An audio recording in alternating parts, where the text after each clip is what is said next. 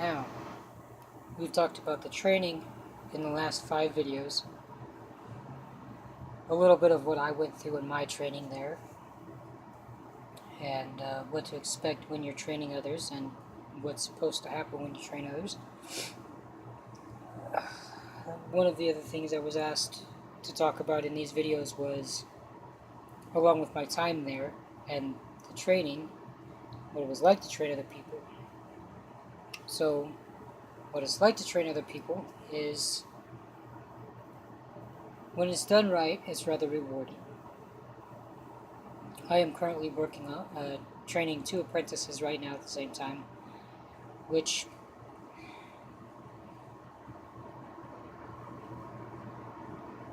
these 2 make a total of 14 apprentices. 12 prior apprentices. I've only had to drop 2 people, and that ended rather ugly. They were ungrateful, unwilling to actually do the work, and then when questioned on it, freaked out and started screaming, swearing, and causing a great big scene. One of them actually said I was holding them back, when all I wanted to do was help this kid, who was actually 12 years old, learn to appreciate what he had in life. So, 2 failed apprentices from my point of view out of 10, 12 at that time, is not a bad record. Working on 2 more now to make it an even 12. These 2 are really working hard. I'm proud of all my apprentices. They've all become great people. They started out as great people. They've become greater people now.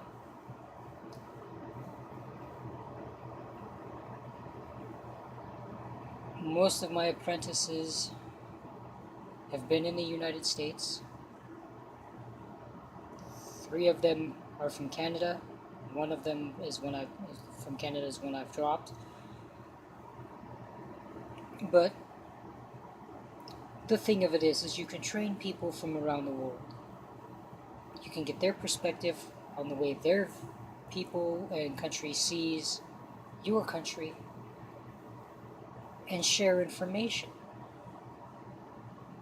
They can teach you things that you don't know, and you can teach them things they don't know. You can end the ignorance between 2 civilizations simply by talking. By saying, hey, well, this is what we do, this is how we look at it. And they're like, oh, well, this is how we do it, this is how we look at it. And then you come to a middle ground, like, hey, why don't we do it like this? This way we can both work on the same page from the same book. It's relatively easy to do things like that, and it would make the world a better place. I'm going to take my glasses off, the glare is killing me. It's not something that's really difficult to do. It's not the easiest thing to do because you do have, differences in opinions and sometimes language barriers. But you can find ways to work through that. And being a mentor at the Temple of the Jedi Force has shown me this. It showed me middle grounds on ways to work around things. A lot of the people that come to the temple to train to be Jedi in the real world are Christian. I'm not. I'm not LDS. I'm not Catholic. I'm not Protestant. I'm none of that. I don't follow a organized religion. I don't believe organized religions are meant to help people. They're there to demand things from you and force you to do things they tell you is what needs to be done. They tell you it's, hey, this is God's will. You have to do this.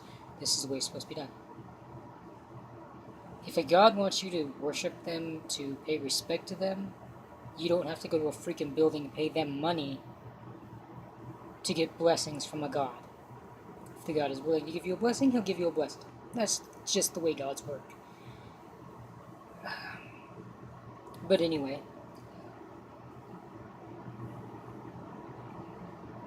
the training and teaching, it all adds up. It all comes together in one thing. How much have you learned? How much can you use? How much are you willing to share with other people on your progression?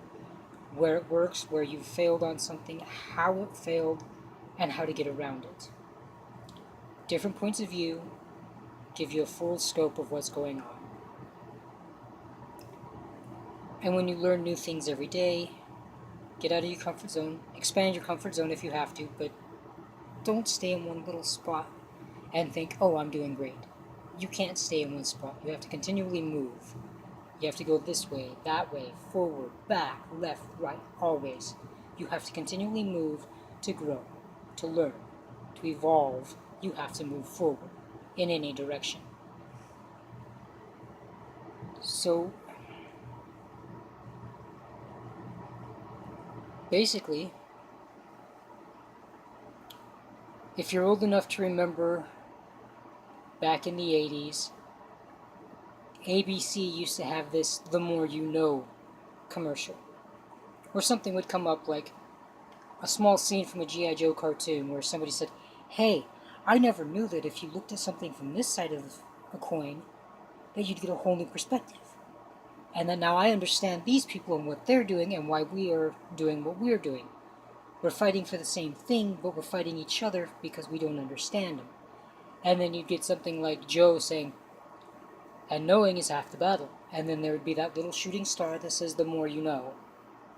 Always learning, always moving forward, that's the way life is. The more you know, the better things are, and the better you make the world. So, continue to learn something new. Always strive, learn something new. And in my last post, I know I said I was too old to learn something new. That's not what I meant. I meant to say I'm too old to be looking for a new job. I'm never too old to learn something new, but looking for a new job at the age of 38 is not something I should be doing right now. I should be in a comfortable position in a company, being paid what I'm worth, doing something I love to do. So, I'm trying to start my own business. I'm really working on it really hard right now. The only thing that's holding me back at the moment is getting the perspective of a couple of other people that I'd like to bring into my company and building the initial prototype for something that will be used as a springboard to get the monetary gains that I need to get the building, the property, all the other stuff for the company going. It's going to be a long, drawn-out process, but it will get done. So, I think that's all for these videos on the temple. The last little bit, what you can take away and what I take away from this is always learn something new. Don't be afraid to learn something new. Mahalo.